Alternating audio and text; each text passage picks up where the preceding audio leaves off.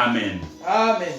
Oui, bien-aimés, nous sommes là à l'heure de notre rendez-vous et nous bénissons le Seigneur pour l'enseignement qui vient de terminer de Dr Roger Bouleli qui nous a enseigné sur de l'homme animal à l'homme spirituel. Que le Seigneur bénisse son serviteur et toute sa famille pour l'œuvre qu'il fait pour le Seigneur.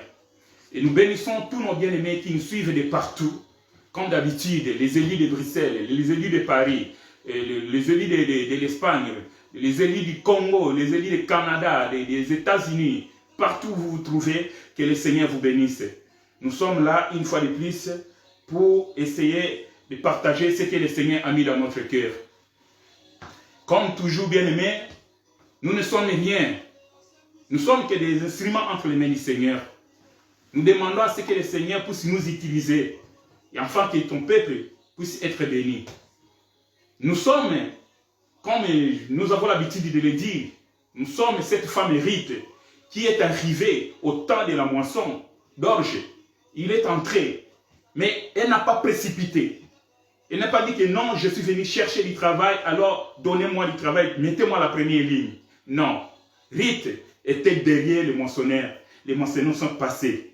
Ils ont moissonné et Rite est venu glaner. C'est ce que nous sommes.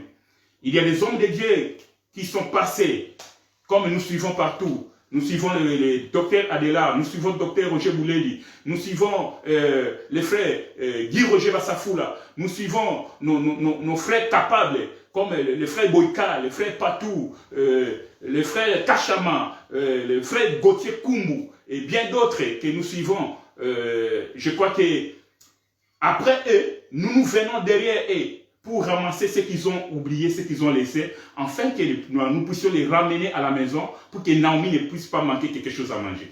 Et Naomi, c'est toi. Voilà pourquoi nous sommes là. Nous n'avons apporté rien de nouveau. C'est ce que vous avez déjà entendu, mais c'est seulement quand Dieu t'ouvre l'oreille, quand tu écoutes quelqu'un, tu écoutes ton bien-aimé, Dieu peut t'ouvrir l'œil, Dieu peut t'ouvrir l'oreille pour te dire que non, regarde, là, je t'ouvre une autorité ici. C'est comme ça que nous marchons, bien-aimés. Oui, que le Seigneur vous bénisse. Comme vous avez vu notre thème, nous l'avons annoncé, qui est Adam, femme de Dieu, s'est prostituée. Et par conséquent, il doit mourir. Adam, femme de Dieu, s'est prostituée. Et par conséquent, il doit mourir. C'est ça notre thème que nous allons marcher. Nous allons partager avec vous. Ça dépend de ce que le Saint-Esprit va nous donner. Je crois que ça peut prendre 2, 3, peut-être 3 semaines, 3 dimanches, ou 4, bon, on ne sait pas. Mais nous ne manquerons pas de vous communiquer avant de mettre un point virgule. Adam, femme de Dieu, s'est prostituée et par conséquent, il doit mourir. Je crois que nous allons lire notre lecture de base, notre première lecture. Et enfin, nous allons répéter les songes et après nous allons donner la signification ou bien l'interprétation de ces songes-là. Je vous invite, bien aimés, dans le livre de Genèse, Genèse chapitre 3, nous allons lire du premier verset jusqu'au 11e. Après, nous allons sauter. Nous allons lire le verset 17e jusqu'au verset 21. Genèse chapitre 3, du 1er au 11e verset, nous lisons dans le nom de Jésus-Christ de Nazareth. Le serpent était le plus rusé de tous les animaux des champs que l'Éternel Dieu avait fait. Il dit à la femme, Dieu a-t-il réellement dit, vous ne mangerez pas de tous les arbres du jardin? La femme répondit au serpent, nous mangeons du fruit des arbres du jardin. Mais quant au fruit de l'arbre qui est au milieu du jardin, Dieu a dit, vous n'en mangerez point et vous n'y toucherez point, de peur que vous ne mouriez. Alors le serpent dit à la femme, vous ne mourrez point. Mais Dieu sait que le jour où vous en mangerez, vos yeux s'ouvriront et que vous serez comme des dieux, connaissant les biens et les mal. La femme vit que l'arbre était bon à manger et agréable à la vie, et qu'il était précieux pour ouvrir l'intelligence, elle prit de son fruit et en mangeant. Elle en donna aussi à son mari qui était auprès d'elle, et il en mangea. Les yeux de l'un et de l'autre s'ouvrirent. Ils connurent qu'ils étaient nus, et ayant cousu des feuilles de figuier, ils s'en firent des ceintures. Alors, ils entendirent la voix de l'Éternel Dieu, qui parcourait les jardins vers le soir. Et l'homme et sa femme se cachèrent loin de la face de l'Éternel Dieu, au milieu des arbres du jardin. Mais l'Éternel Dieu appela l'homme. L'Éternel Dieu appela l'homme et lui dit, « Où es-tu » Il répondit, « J'ai entendu ta voix dans le jardin et j'ai eu peur, parce que je suis nu et je me suis caché. » Et l'Éternel Dieu dit, « Qui t'a pris que tu es nu? Est-ce que tu as mangé de l'arbre dont je t'avais défendu de manger ?» Ça c'est le verset 11, nous allons dans le verset 17. Il dit à l'homme, « Puisque tu as écouté la voix de ta femme, et que tu as mangé l'arbre au sujet duquel je t'avais donné cet ordre, tu n'en mangeras point, le sol sera maudit à cause de toi. C'est à force de peine que tu en tireras ta nourriture tous les jours de ta vie. Il te produira des épines et des ronces, et tu mangeras de l'herbe des champs. C'est à la sueur de ton visage que tu mangeras du pain, jusqu'à ce que tu retournes dans la terre, d'où tu as été pris, car tu es poussière, et tu retourneras dans la poussière. » Adam donna à sa femme le nom de Ève, car elle a été la mère de tous les vivants. 21. L'Éternel Dieu fit à Adam et à sa femme des habits de peau, et il les en revêtit. Parole du Seigneur. Oui, bien-aimés, vous avez vu que nous avons pris des portions de cette écriture pour ne pas vous fatiguer, parce que nous connaissons tous l'histoire de la création de l'homme dans le jardin. Mais ce qui est intéressant ici, quand nous voyons que Dieu, lorsqu'il a créé l'homme et la femme, il ne les a pas créés dans le jardin. Dieu a amené l'homme dans le jardin. Il l'a placé. Maintenant, quand l'homme a péché, l'homme a mangé l'arbre ou bien les fruits de l'arbre que Dieu avait interdit, parce que Dieu avait donné l'ordre de ne pas manger, et l'homme est tombé dans le péché. Et nous voyons que quand l'homme est tombé dans le péché, il va se retrouver qu'il est nu. Il va se rendre compte qu'il est nu. Maintenant, l'homme va utiliser son intelligence. L'intelligence humaine. Il va chercher le fer du figuier pour en faire une ceinture pour cacher sa nudité. Pour cacher son sexe, si vous voulez bien. Maintenant, quand Dieu vient, nous devons comprendre que Dieu ne savait pas que l'homme allait tomber, que l'homme allait pécher. Parce que Dieu est omniprésent, omniscient et omnipuissant. Il connaissait toutes choses. Il savait que l'homme qu'il a placé dans les jardins, il va désobéir, il va violer la loi que lui, il avait donnée dans les jardins d'Éden. Maintenant, quand Dieu pose la question à l'homme, où es-tu? Non, j'ai entendu ta voix, je suis venu me cacher parce que je suis né. Alors que l'homme déjà avait confessionné son avis qu'il avait porté, mais quand Dieu lui pose la question, il répond à Dieu qu'il est né. Mais maintenant, Dieu, quand il est venu, sûrement, il avait vu les serpents, il avait vu la femme, mais Dieu va passer le serpent, il va laisser la femme, il va poser la question à l'homme. Et quand l'homme répond cela, Dieu rentre pour dire à la femme, quand il pose la question à la femme répond, et Dieu dit que j'augmenterai les douleurs de ton accouchement. C'est-à-dire, la douleur de l'accouchement existait déjà. Parce que beaucoup de gens disent que non, c'est à cause du péché que les femmes ont commencé à avoir les douleurs de l'accouchement. C'est comme si, avant le péché, la femme pouvait accoucher sans douleur. Non. Les douleurs de l'accouchement existaient déjà, mais Dieu est venu augmenter les douleurs de l'accouchement. Alors, quand on ne sait pas, vous savez la sanction qu'à partir d'aujourd'hui, tu vas marcher sur ton ventre et ta nourriture sera la poussière. Donc, nous n'allons pas entrer dans les explications là-dessus Parce que nous savons que, comme moi je l'ai toujours dit, Adélard, s'il est docteur, en premier lieu, c'est dans les jardins d'Éden. Dans les livres de Genèse, Roger Boulel, n'en parlons même pas. Si vous voulez comprendre ces choses bien, allez dans YouTube et vous allez trouver les enseignements des bien-aimés qui ont enseigné, qui ont interprété la création d'Adam et Ève. Tout. Ils nous ont donné beaucoup de choses là-dessus. Donc, je ne peux pas revenir là-dessus parce que je vais les répéter. Mais nous avons pris quelque chose de plus importantes que nous avons trouvées là-bas. Et la première question que nous nous sommes posée, pourquoi Dieu n'a pas posé la question au serpent, n'a pas posé la question à la femme, parce que c'est la femme qui était la première à manger du fruit, mais Dieu va chercher l'homme. Donc, nous comprenons que, parce que l'homme c'était le sacrificateur. La raison est simple, Dieu ne pouvait pas poser la question à la femme, moins encore au serpent, parce qu'il savait qu'il avait donné la loi à Adam, les sacrificateurs. Pourquoi? Parce qu'il y a une écriture qui nous dit cela. Ça, c'est le premier témoin que nous allons évoquer. Malachie chapitre 2, verset 7. Écoutez ce que la Bible dit, bien aimé. Malachie chapitre 2, verset 7. La Bible dit ceci. Car les lèvres du sacrificateur doivent garder la science. Et c'est à sa bouche qu'on demande la loi. Parce qu'il est un envoyé de l'Éternel des armées. Ah.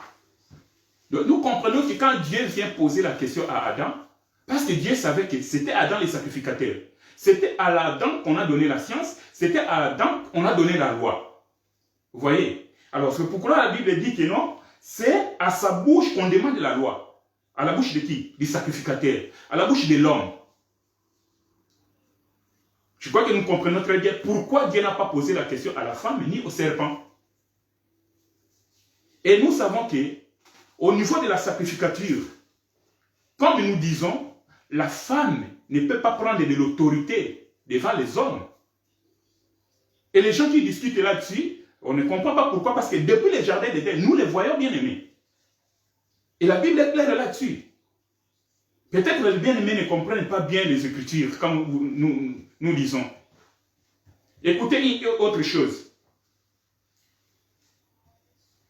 Alors, pourquoi Dieu, ayant vu que l'homme avait déjà confectionné l'habit, la ceinture, pour cacher sa nudité, mais Dieu va encore confectionner d'autres habits pour venir vêtir l'homme.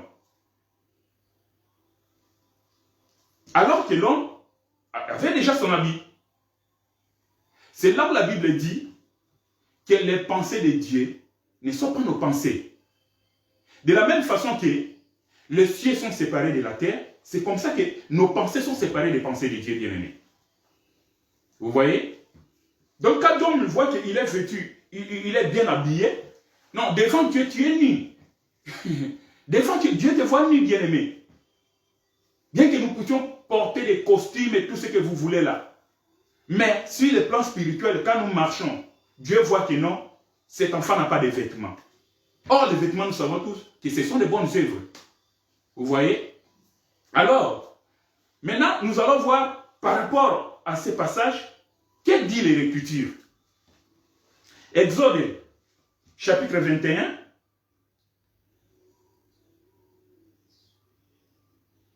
Verset 7. Et pardon, 33 à 34. Exode 21, 33 à 34. La Bible dit ceci. Si un homme met à découvert une citerne, ou si un homme en creuse une et ne la couvre pas, et qu'il tombe un bœuf ou un âne, le possesseur de la citerne paiera au maître la valeur de l'animal en argent et aura pour lui l'animal mort. Je ne sais pas si vous avez compris cette écriture, bien-aimée. Si un homme laisse la citerne ouverte, la citerne c'est le puits d'eau. Vous voyez? Alors, et que l'animal passe par là, tombe, meurt, les propriétaires de la citerne, ou bien celui qui avait creusé ce puits-là, doit payer de l'argent et il y aura pour lui l'animal mort. Or, l'animal, nous savons tous que c'est une créature du 6e jour. Donc, si nous voulons comprendre bien, quand nous parlons des propriétaires des citernes ici, n'est rien d'autre que l'Éternel des armées. Parce que Dieu a donné la loi, il a mis la loi dans les jardins. C'est Dieu qui a mis la loi. Et comme il a mis la loi dans les jardins, et Dieu savait que l'homme allait passer par là et allait tomber. Quand l'homme tombe, comme Dieu lui-même, qui est le propriétaire de la citerne, et c'est lui qui a laissé la citerne ouverte, voilà pourquoi il doit venir, il doit sortir l'animal, il doit récupérer l'animal. Même si l'animal est mort, il doit le récupérer. Voilà pourquoi, bien que l'homme avait fait ses habits à lui pour couvrir sa nudité, mais l'homme, Dieu veut encore lui donner des habits convenables. Et ces habits-là, nous savons, la Bible dit que c'était les peaux d'animaux.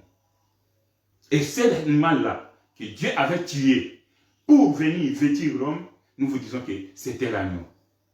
Parce que ça a été prédestiné avant même la création du monde. Parce que Dieu savait. Parce qu'il y a beaucoup de bien-aimés qui posent des questions. Mais Dieu ne savait pas que l'homme allait pécher. Mais pourquoi Dieu l'a fait ceci? Non, il est souverain. Il fait tout ce qu'il veut et au moment où il veut, au moment opportun. Amen. Voilà. En disant cela, nous allons maintenant expliquer pourquoi nous avons dit que Adam, femme de Dieu, s'est prostitué et par conséquent, il doit mourir. Alors, nos bien-aimés nous ont déjà posé la question, mais Adam était un homme. Comment tu peux dire qu'Adam était la femme de Dieu? Ah oui, Adam, nous disons que c'était la femme de Dieu. Mais j'aimerais que le bien-aimé puisse bien me comprendre. Tout au long de ces messages, nous allons toucher Adam comme le tout. Adam en entier, c'est-à-dire Ève y compris. Parce que par rapport à Dieu, Adam, c'est la femme de Dieu. Mais le même Adam, par rapport à Ève, Adam c'est l'homme et Ève c'est la femme. Nous devons comprendre cela. Quand nous touchons Ève, nous voyons le mari ou bien l'homme c'est Adam. Mais quand nous touchons Adam par rapport à Dieu, Adam c'est la femme et Dieu c'est l'homme. Et quand nous disons que Adam s'est prostitué, excusez-moi, Adam s'est prostitué,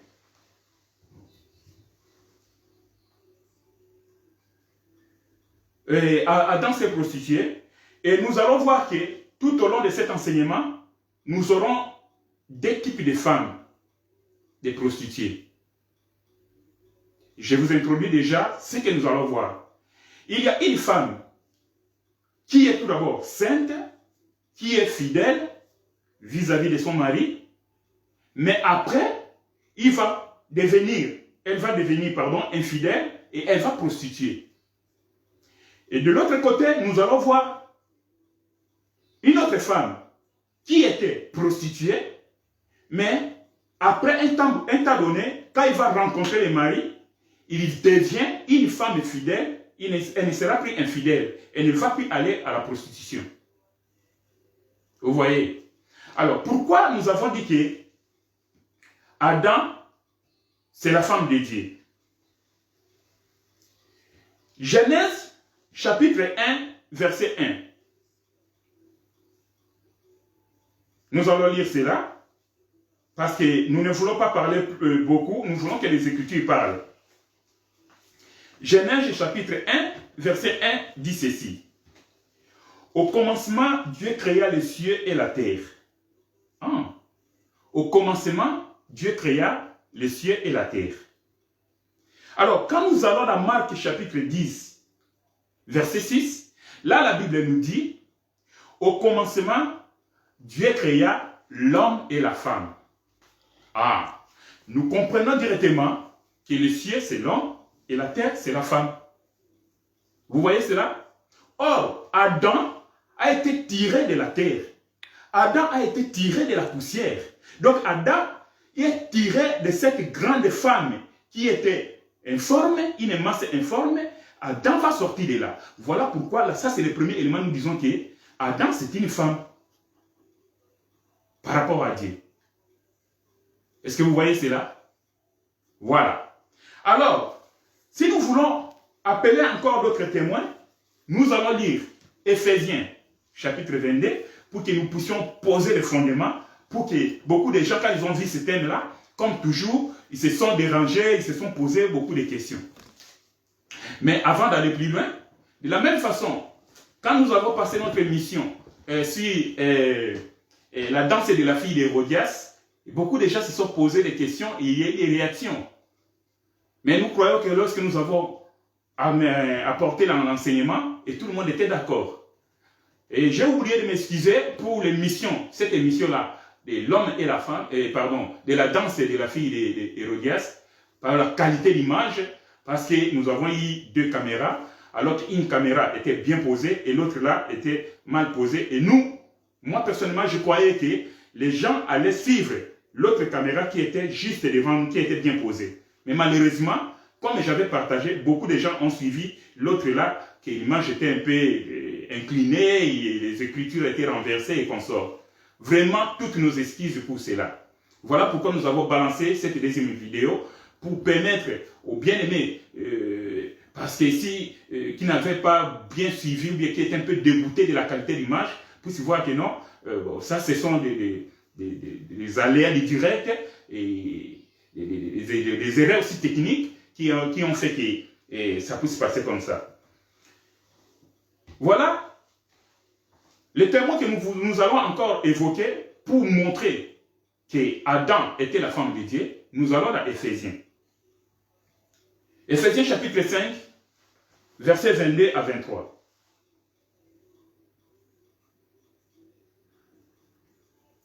Éphésiens chapitre 5, versets 22 à 23. Je lis au nom de Jésus. Femmes, soyez soumises à vos maris comme au Seigneur, car le mari est le chef de la femme, comme Christ est le chef de l'Église, qui est son corps, et dont il est le sauveur. Deuxième témoin, 1 Corinthiens chapitre 11 verset 3. Nous lisons dans le nom de Jésus.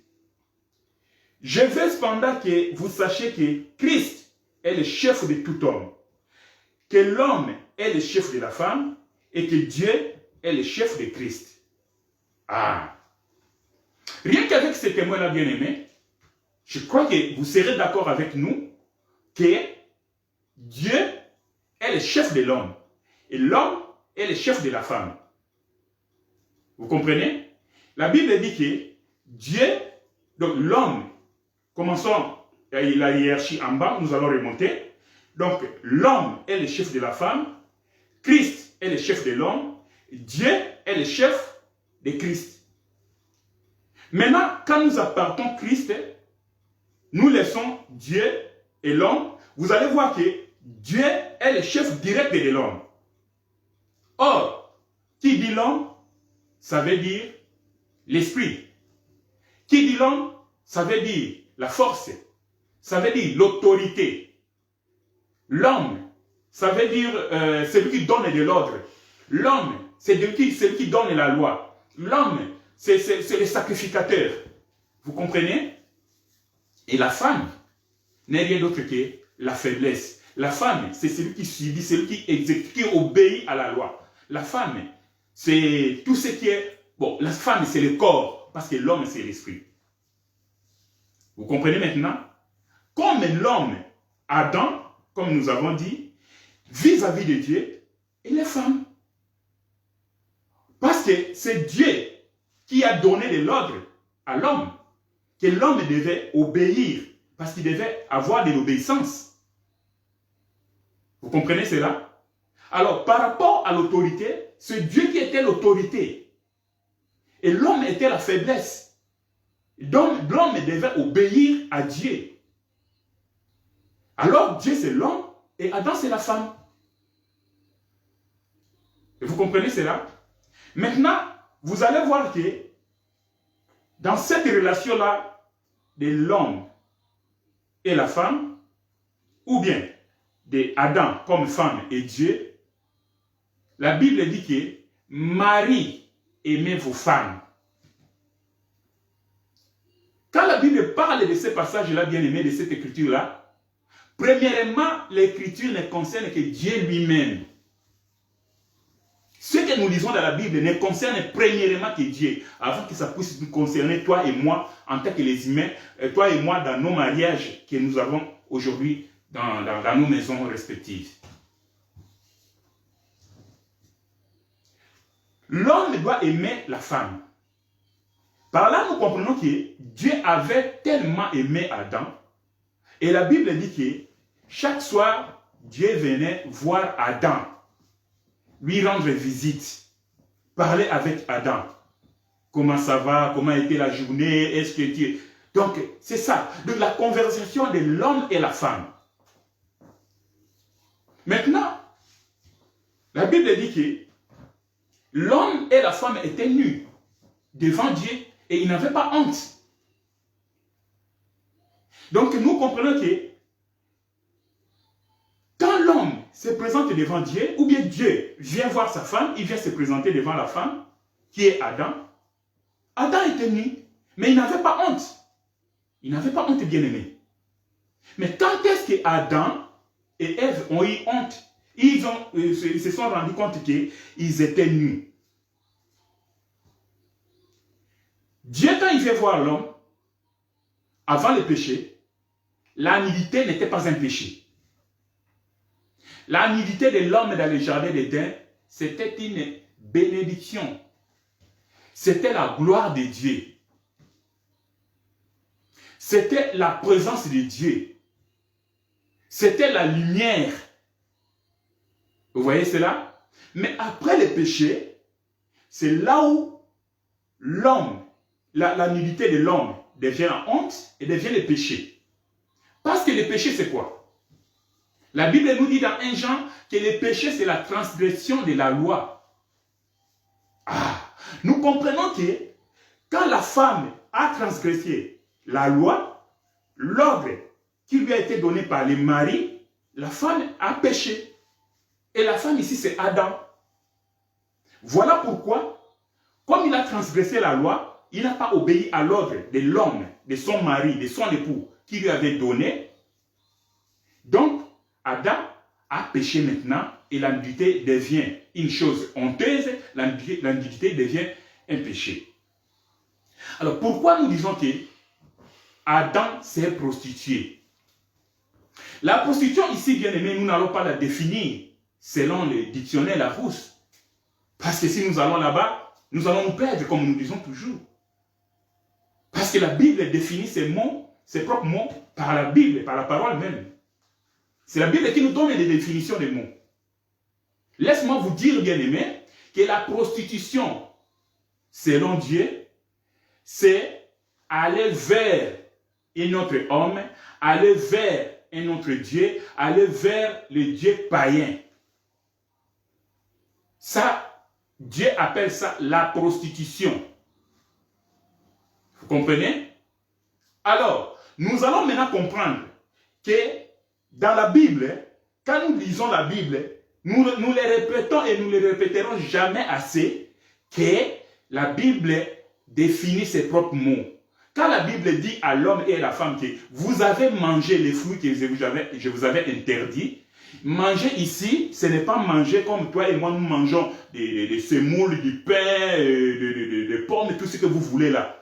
Non, manger ici, selon la définition, selon le sens ou bien l'autoroute que nous sommes en train de marcher, ça veut dire écouter.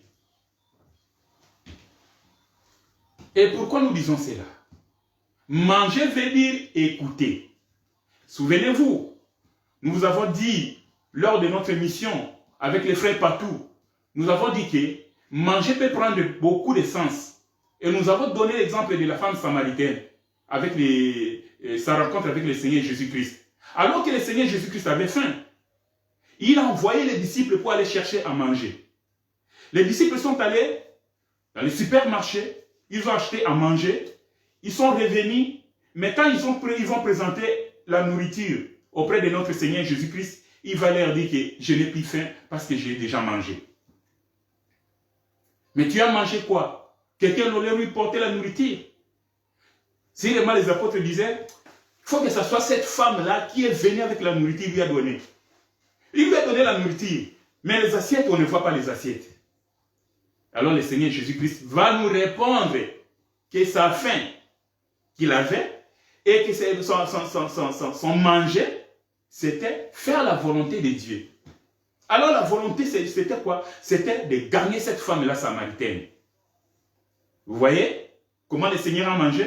Et il n'avait plus faim. Et bien aimé, je crois que quelques bien-aimés seront d'accord avec moi, parce que moi, personnellement, votre frère, il y a des fois, quand je fais un partage avec un frère, ou bien un bien-aimé, une soeur qui m'appelle, frère Roger, regarde tel problème, qu'est-ce que vous pensez? Qu'est-ce que le Seigneur voulait dire ici? Quand je commence à faire les partages avec les frères au téléphone, bien aimé, même si j'avais faim, je vous dis la vérité, la faim disparaît. Et je crois que beaucoup de bien-aimés, surtout les ministres de Dieu, seront d'accord avec moi parce que je suis sûr, je crois que ce qui se passe à moi, parce que nous avons le même esprit, ça peut aussi passer à l'un des ministres de Dieu. Quand je fais le partage et je commence à parler des choses de Dieu, j'oublie même la faim que j'avais avant. Si ce n'est qu'après, quand je vais terminer, je vais me rendre compte, ah, j'avais faim, mais je n'ai pas encore mangé. Vous voyez? Pourquoi? Parce que j'ai déjà mangé. Et une nourriture spirituelle. Alors, manger ici, nous le disons et nous le prenons dans le sens de écouter. Pourquoi? Parce que Adam écoutait seulement la voix de Dieu dans les jardins. Qui était son époux? Qui était son mari? Mais à partir du moment où Adam a donné son oreille au diable pour écouter le diable, alors il a mangé une autre nourriture. Vous comprenez? Il a reçu une autre sémence. Parce que, je crois, peut-être que nous allons nous répéter. Hier, nous avons suivi notre bien-aimé Guy Roger Bassafoula, lorsqu'il a parlé de la mort d'Adam dans les jardins d'Éden. Il a parlé de ça, il a expliqué cela, la sémence et consorts. Et nous aussi, nous devions passer par là parce que cette émission, nous l'avons annoncée, je crois, à la première émission que nous avons fait avec les frères Patou sur la dîme. On avait déjà annoncé cela que nous allons parler d'Adam, femme de Dieu, s'est prostituée. Curieusement, gloire à Dieu, le frère de Guy Bassafoula est venu dans son thème et il a parlé de ces choses-là. Voilà pourquoi, pour bien s'asseoir ces messages, nous avons les mêmes versets. Vous connaissez les versets d'Ésaïe 55, versets 10 à 11. Vous connaissez ce passage-là. Là où la Bible parle de la sémence. La terre en elle-même n'a pas la sémence, bien-aimée. Elle n'avait pas la sémence. La sémence devait venir des cieux, au travers de la pluie. Et la pluie, quand elle vient, elle apporte, elle vient semer la sémence dans la terre. Pourquoi? Parce que le ciel, comme nous l'avons dit au commencement, le ciel, c'est l'homme qui porte la sémence, et c'est l'homme qui donne à la femme la sémence. De la même façon, comme la parole de Dieu vient des cieux, vient entrer dans l'homme, dans la terre, dit qu'elle ne peut pas retourner auprès de Dieu sans produire des effets, pas sans accomplir la mission pour laquelle elle a été envoyée. Donc nous comprenons que la sémence ici, c'est la parole de Dieu. Ésaïe 55, versets 10 à 11. Et nous voulons encore vous donner un autre témoin pour que vous compreniez de ce que nous parlons. La sémence, la Bible nous dit clairement que la sémence, c'est la parole de Dieu. Matthieu chapitre 13, là où on nous parle de la parabole du semeur, qu'un semeur est sorti pour aller s'aimer dans son champ. Une partie des graines est tombée à le bord de la riz, une autre partie est tombée dans les épines, vous savez. Mais quand le Seigneur Jésus-Christ va donner l'explication de la parole, il va dire que la sémence, c'est la parole de Dieu. Amen. Vous voyez maintenant, la parole que l'homme écoutait, c'était la parole de Dieu. C'était la sémence qui venait de Dieu. Pourquoi? Parce que Dieu, c'est l'homme. Adam, c'est la femme, comme nous l'avons déjà compris. Maintenant, du fait que Adam va écouter l'autre homme qui était Satan le diable, qui s'incarnait dans le serpent, au travers de la femme, Adam a écouté, a reçu une autre sémence.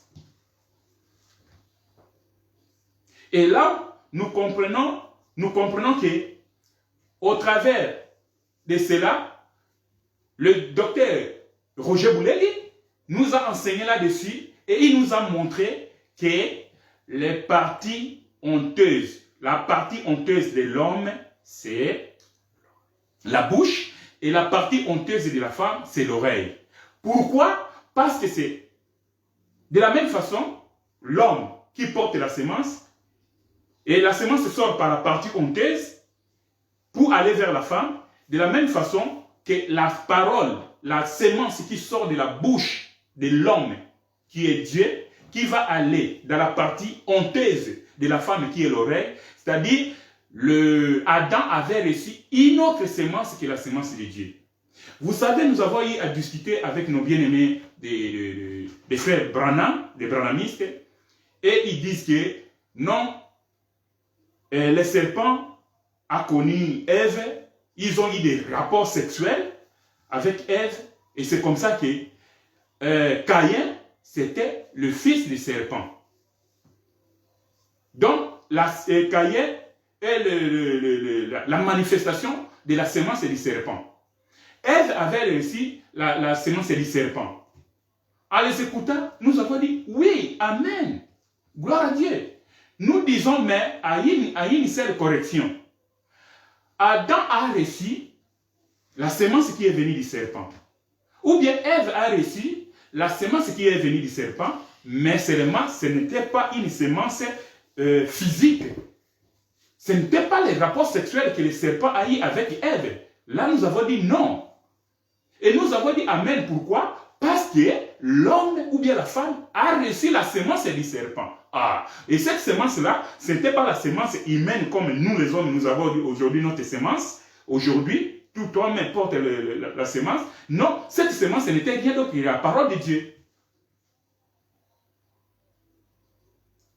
Vous comprenez?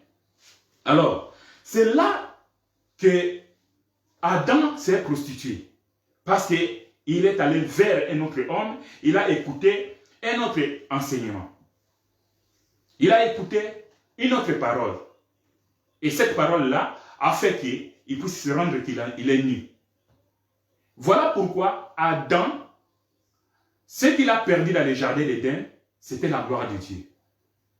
Car la Bible dit, tous ont péché et sont privés de la gloire de Dieu. Vous voyez? Alors, si ce n'était pas les péchés-là que l'homme avait commis en écoutant ou bien en recevant la sémence qui venait d'autres hommes, qui était Satan le diable au travers du serpent, l'homme allait continuer dans la gloire, dans la présence de Dieu. Et je pourrais même dire que l'homme allait vivre éternellement. Voilà pourquoi Dieu, sachant qu'il y aura encore un peuple qui va venir et qui doit entrer dans les royaumes, Dieu a tout préparé. Et il y a une autre écriture qui nous dit, j'aimerais qu'on puisse lire cela, s'il vous plaît, avant de continuer. 1 Jean chapitre 3, verset 4. 1 Jean chapitre 3, verset 4, je lis au nom de Jésus. Quiconque pêche transgresse la loi, et le péché est la transgression de la loi. Ah, voilà. Donc, c'est à partir de là que nous avons dit que le péché comme tel, c'était la transgression de la loi que Dieu avait donnée dans les jardins à l'homme.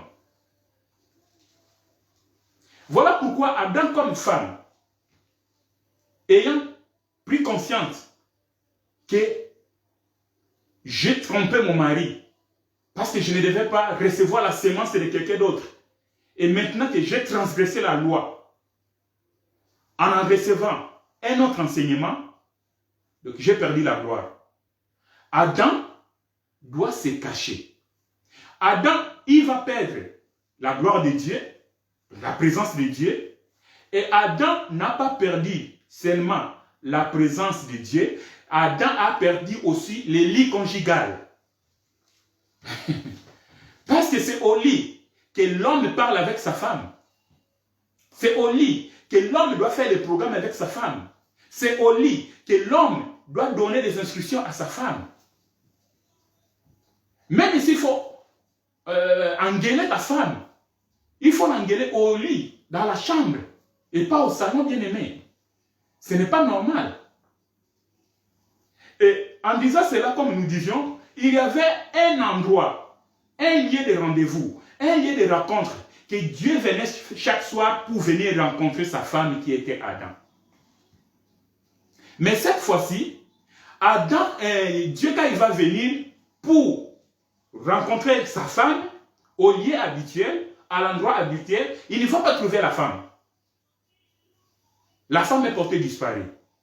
Est-ce que Dieu ne voyait pas qu'Adam était caché? Oui. Dieu voit tout. Il savait. Mais comme nous avons l'habitude de vous dire que Dieu, c'est un metteur en scène que nous n'avons jamais vu dans ce monde. Et il est l'unique. Et il reste le seul. Il va tourner son film. Il vient, il commence à chercher Adam. Adam, Adam, où es-tu? Adam, où es-tu? Et Adam qui répond, je suis ici, je me suis caché parce que je suis nu. Qui t'a appris que tu es nu? Qui t'a dit que tu es nu? Donc Dieu n'a pas trouvé Adam, ou bien sa femme Adam, dans le lieu habituel. En d'autres termes, nous disons que Adam est sorti de la chambre. Adam est sorti du lieu de rencontre. Adam est sorti du lit. Et nous bénissons le docteur Roger Bouleli. Excusez si vous allez entendre que nous le citons beaucoup, parce que c'est bien aimé est allé plus loin pour nous dire que Adam et Dieu se rencontraient dans la chambre et lui, il avait dit que tous les deux étaient nus. Et il nous a démontré cela au travers les tabernacles. Vous savez, quand Dieu a donné l'ordre à Moïse de construire les tabernacles avaient trois parties. Les parvis, les lieux saints et les lieux très saints. Or, dans les parvis, c'est là où on trouvait tout le monde. C'est là où on trouvait les animaux, on trouvait les oiseaux, on trouvait bref, les animaux, les sacrifices, et tout ce qui pouvait se faire pour les sacrifices. Mais Dieu, pour rencontrer Moïse, pour rencontrer l'homme, c'était dans les lieux très saints. C'est là où Dieu descendait, c'est là où Dieu parlait à l'homme. Entre les deux chérubins, sur le propitiatoire. Vous voyez? Donc le bien-aimé Roger Bouleli nous a montré qu'ils étaient dans la chambre et tous deux étaient nus. Voilà pourquoi, bien-aimé, nous allons prendre une écriture que nous avons l'habitude de prêcher cela quand nous prêchons les mariés ou bien nous partageons avec nos bien-aimés en ce qui concerne le mariage humain. Nous citons ces versets-là, mais nous allons comprendre que ces versets aussi ne concernaient premièrement, c'est Dieu, Dieu lui-même. Allons encore dans les Écritures, bien-aimés.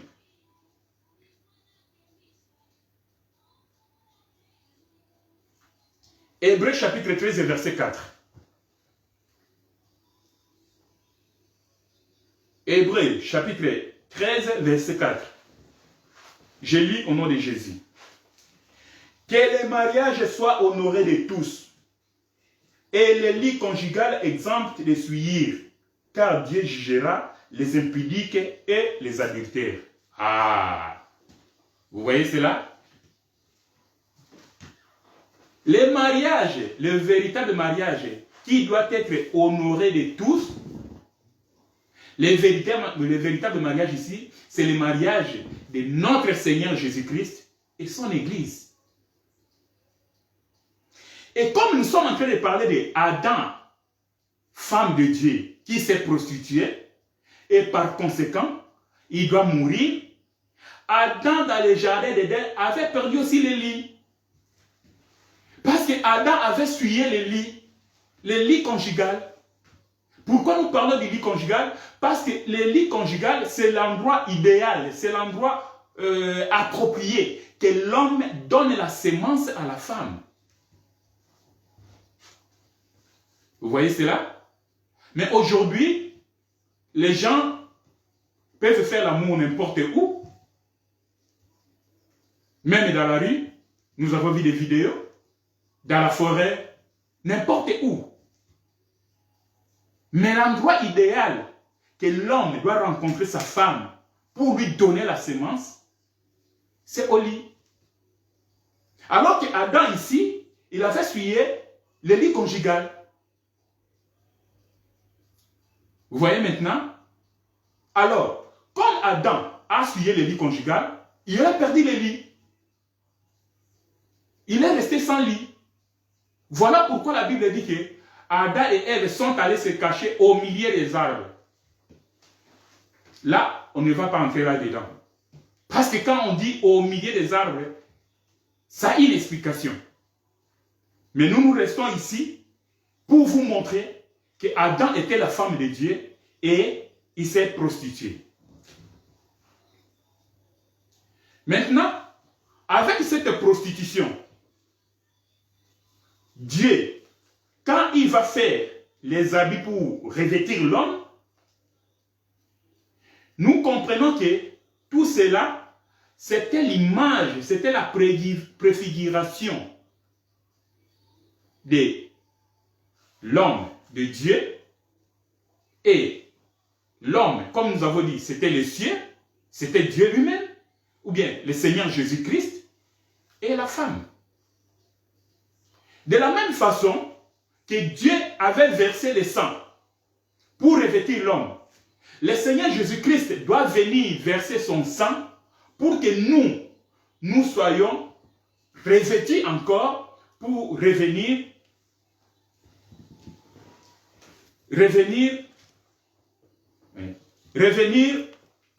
au lit conjugal. Vous comprenez? Alors, ayant compris cela, donc, l'animal qui a été tué dans les jardins n'était rien d'autre que l'agneau.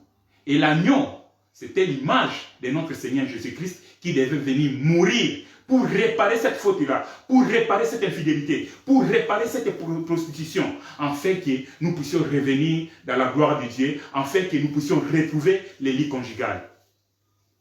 Voilà, bien-aimés, aujourd'hui, nous nous arrêtons là-bas.